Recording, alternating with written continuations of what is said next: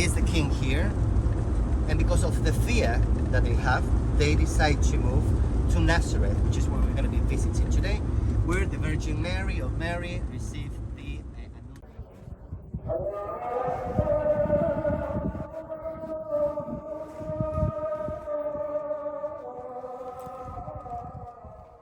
A gente está andando aqui em Nazaré.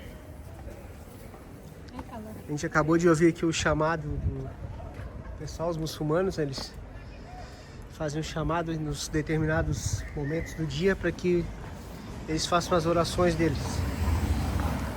Essa aqui é a igreja da Anunciação, a igreja católica, e aí eles acreditam que foi o lugar onde o anjo Gabriel apareceu para Maria anunciando que ela carregava o Messias no seu ventre. Eles fizeram a igreja no formato de um farol, significando que a luz veio ao mundo a partir desse lugar.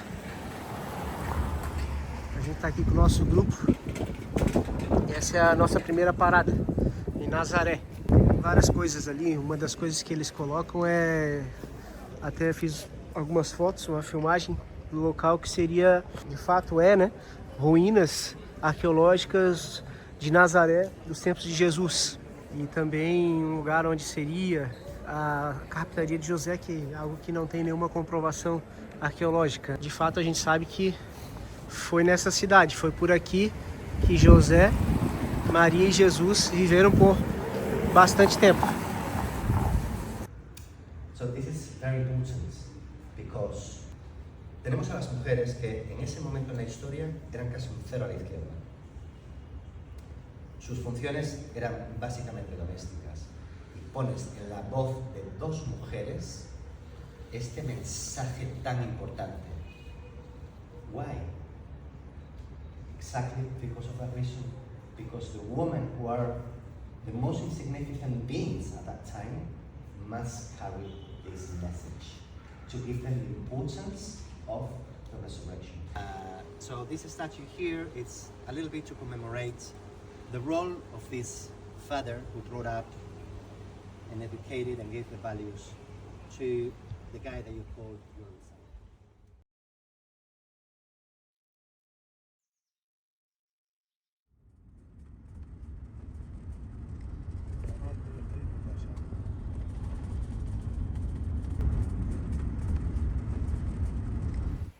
Nós chegamos à igreja da multiplicação dos pães e dos peixes, em Tabgá, às margens do Mar da Galileia, no norte de Israel.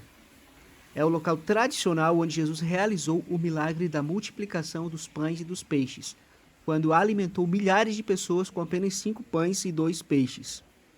A primeira capela foi construída aqui no século IV. Um século depois, os bizantinos ampliaram o templo e criaram os mosaicos que vemos até hoje. O mais famoso é o mosaico do cesto com pães e 2 peixes, diante do altar, símbolo de Tabgá. As ruínas antigas foram redescobertas em 1936 e a igreja atual foi reconstruída em 1982, preservando o estilo original.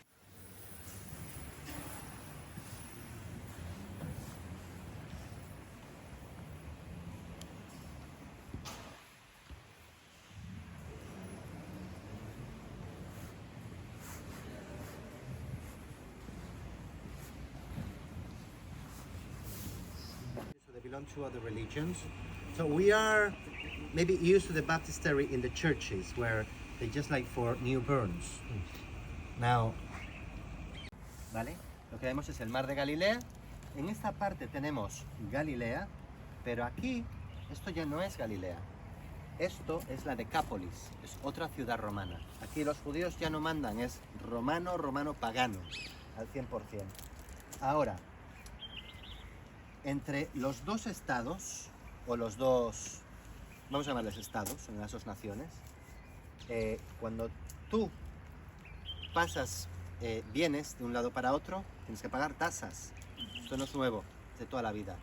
Lo que vemos aquí es que este transporte entre productos entre un sitio a otro, lo que hace es que esta zona no solo sea el triángulo evangélico, sino que era una zona de comercio espectacular en aquel momento. Y bueno, o sea, todos sabemos que muchos de los discípulos de Jesús eran pescadores. De hecho, o sea, Capernaum era la sede principal de Jesús. Por lo cual, bueno, pues nos da un poco esta orientación geopolítica en la que tenemos dos estados diferentes y una zona en la que se desarrolla el comercio de manera espectacular. Entonces, bueno, pues quería ponernos eso en contexto porque es aquí en esos tres sitios.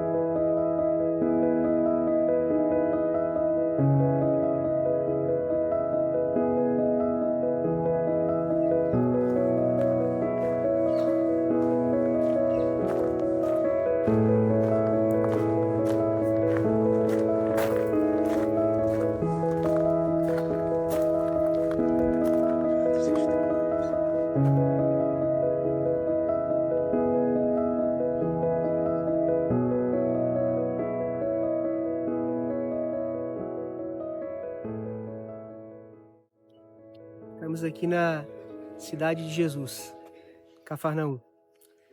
E o texto que está relacionado a este lugar está em João, capítulo 6, versículo 44 ao 59, que diz: Ninguém pode vir a mim se o Pai que me enviou o não trouxer, e eu o ressuscitarei no último dia.